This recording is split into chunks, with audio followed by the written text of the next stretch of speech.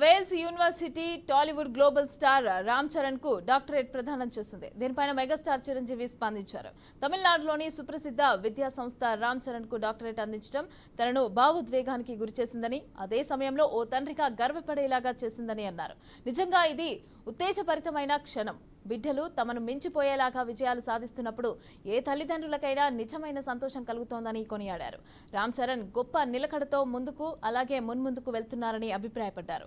Love you my dear doctor Ram Charan అంటూ megastar పుత్రోత్సాహంతో పొంగిపోయారు.